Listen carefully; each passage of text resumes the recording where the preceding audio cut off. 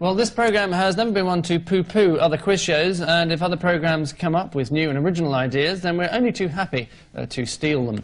And so it is, with this traditional sense of fair plagiarism very much in mind, that we present our own version of Mastermind, featuring the same rules, the same format, and the same spotlight.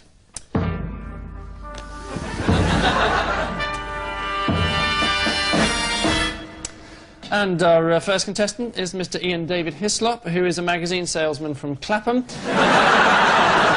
And your specialist subject is... The life and fibs of Jeffrey Archer.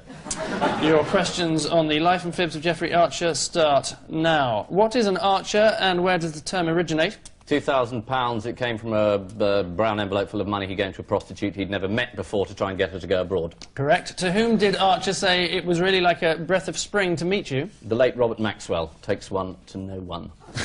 Correct. After awarding Kathleen Burnett first prize in a short story competition, what did Archer do? Steal the story and pretend it was his own in a next collection. Almost right. He included her storyline in his own collection, A Twist in the Tale. What false claim did Archer make about winning the Louth by-election? He said he was the youngest MP ever in the House of Commons, which he wasn't. He was the fourth. He was, in fact, the fourth youngest, correct. By walking out onto a bridge in Toronto, what trouble did Archer walk into? He took 3 suits from the shop with him. He was arrested on suspicion of shoplifting, yes. Which post, which never existed, did Archer claim his father had held?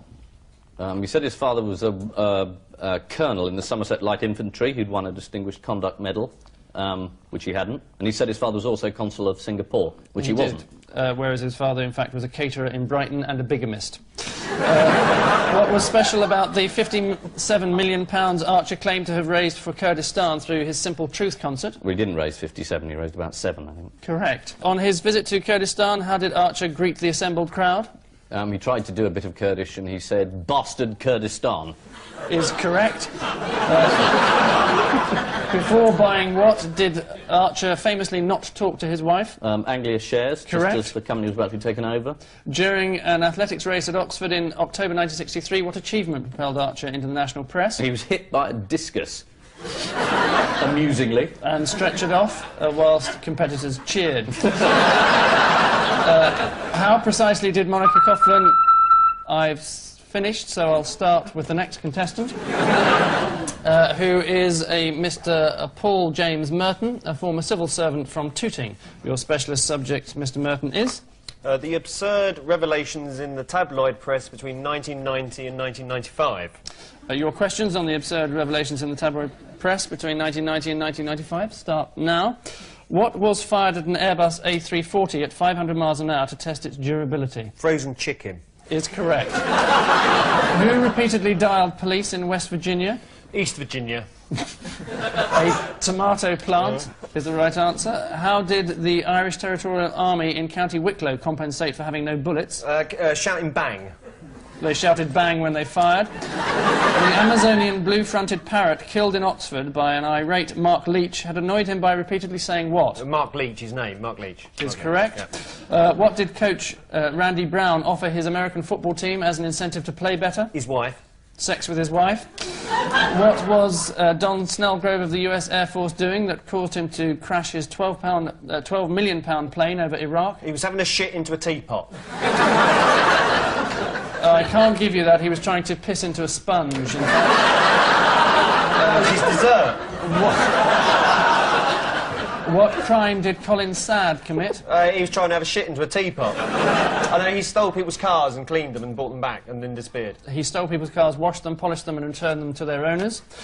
John Bloor superglued his buttocks together because he mistook the glue for what? Nesquik. His hemorrhoid cream. What was odd about the gorilla that a group of Mexicans attempted to smuggle out of Miami? It was a gorilla in a man's suit disguised as a gorilla. It was a man in a gorilla suit. It was an undercover government agent in a gorilla suit. What piece of music does a musical condom play when it splits? I used to love you, but it's all over now. Yes, sir, that's my baby.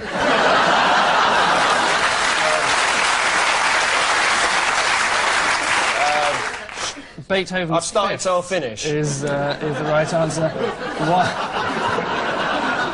Why were Paul Osborne's racing pigeons so successful? They had bikes. He fed them on cannabis, is the answer. But they had bikes as well. Did he? Yes. And that concludes our brave, if ultimately misguided, attempt at our Mastermind round, which brings a present score to undreamed of heights, because Paul and Eddie are now at a dizzy 23, whilst Iain and Richard are virtually suffering from vertigo with 24. Which one of the twins do you get on well with better? Iain or Duncan? I'm a great admirer of both. Yeah. Since you put it that way. What is this thing about them being two people? What does Iain and Duncan Smith. It's the first time identical twins have ever led a major Conservative party. I see, it's a conceit. Yeah. It's a conceit, Boris. Do you not know very much about your leader? I do. I'm happy to say there was a very important... It strikes me you didn't know there was two of them. So, how much do you know? It's really an up to question. You claim you know a lot about your leader. I think we should probably put you to the test.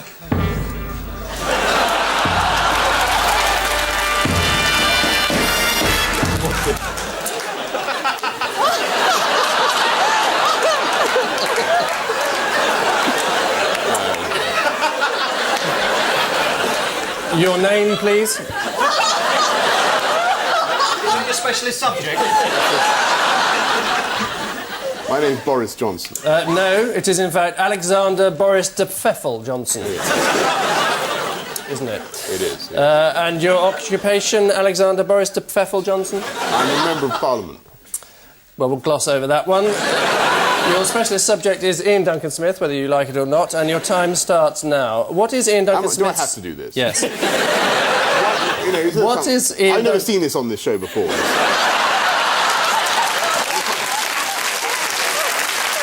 What is Iain Duncan Smith's first name? They're not silly.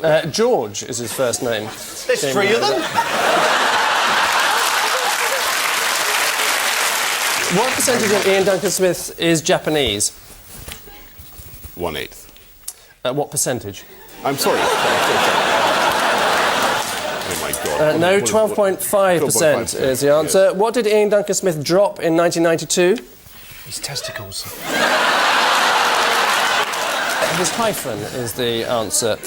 What did he do in the House of Commons canteen in June this year when staff told him it was too early to buy breakfast? What is such a trivial question? How am I supposed to know the answer to this ridiculous question? This is an insult. I'm sorry, it's your leader. You should know about these things. He threw his tray in the air and stormed out, apparently. I've never heard that. I've never heard that. Yeah, yes, no, it's gospel. And finally, which Hollywood actress once propositioned his father? Oh, Betty Grable. Is the wrong answer. It's Marilyn Monroe. And at the end of that, Mr. Johnson, you've scored no points. Well, I think it was there.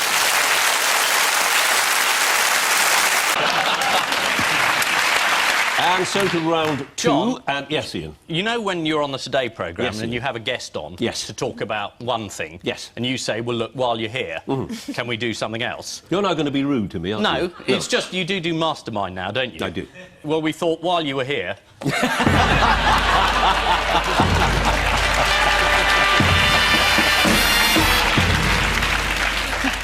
Your name, please. John Humpreys. Mr. Humpreys, your specialist subject is the life and times of John Humpreys, and your time starts now. Who said in an interview earlier this year, to lose your temper is unforgivable? John Humpreys. Correct. And what did he then do during the Today programme on the morning of Friday the 17th of October this year? It was reported in the newspapers that he threatened to resign. He lost his temper, didn't he, John? He was heard shouting in the background, according to The Guardian. Why The would I issue have shouted according to The Guardian? What phrase did you use to describe the England football team during the 2002 World Cup? You said they were a bunch of overpaid tossers.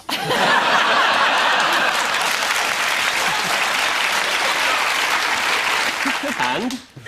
And is that still your view? Pass. In 1995, what did you give as a present to the then Chancellor of the Exchequer, Ken Clarke? A calculator. And when I handed it to him, the Chancellor of the Exchequer said, "Oh, what's this?" I said, "It's a calculator." He said, "Ah, I've never really figured out how to work one of these things." In 1995, who suggested the BBC should be renamed the Blair Broadcasting Corporation and accused you of ego trip interviewing? Jonathan Aitken. Subsequently convicted for perjury. By 2002, how many invitations to appear on the Today programme had Tony Blair turned down since coming to power? Couldn't count. 40. How many times has Blair appeared on Breakfast with Frost? 45. 19. Close. On the Today programme, someone had a go at you remarking ironically about your nice, balanced package. Who was that? I never did find out her name. It was Iain Duncan Smith. And at the end of that, Mr. Humphreys, your score is who cares, honestly.